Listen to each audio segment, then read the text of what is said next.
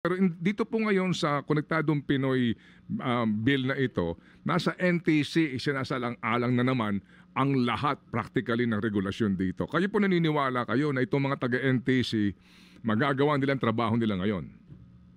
Naniniwala po ako na ang NTC, katuwang ang DICT, PCC at DTI, kaya po nilang gawin yung trabaho nila kapag pinayagan po sila ng batas. Kasi ngayon po, maraming gray areas eh. Ang NTC lang talaga yung pinaka-regulator. Pero sa Konektadong Pinoy, makikita niyo po dyan yung ibang sections na very clearly indalalatag.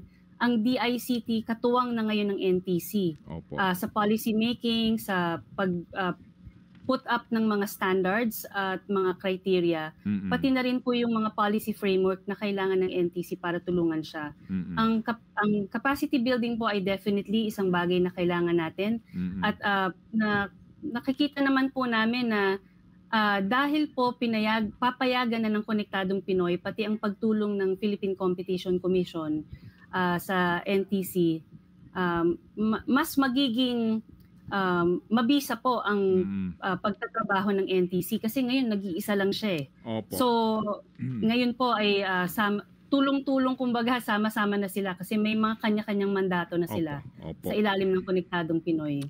Ano po ang senyo rito sa provision na immunity from suit na public officers, employees, and agents of government agencies tasked to implement the provision of this act shall not be subject to any action, claim, or demand in connection with any act done or omitted by them in the regular performance.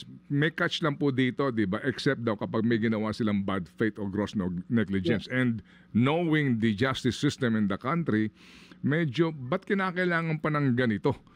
Na provision sa batas na hindi mo maaaring habulin itong mga taga-NTC kung sakasakali na sila ang maging dahilan na naman, no? Itong regulator na naman sa suhulan, sa bibigyan ng permit, sa red tape na paiiralin na naman kung sakasakali, hahanapan ng kung ano-ano. Alam niyo ho yun, kapag ang regulator gustong kumita, gagawa ng paraan para kumita. But in this case nga po, medyo may gantong provision. What's your take on that, ma'am?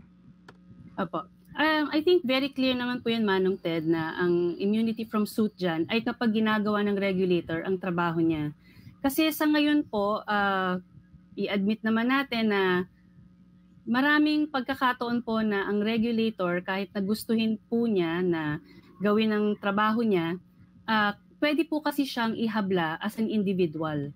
So kailangan po nating protektahan ng ating regulator nang sa ganon, hindi po siya matatakot na talagang i-enforce ang batas at gawin ang nararapat. Dahil lang po pwede siyang ihabla as a person, as an individual. So yun po yung provision na yan, para po yun doon sa protection ng regulator.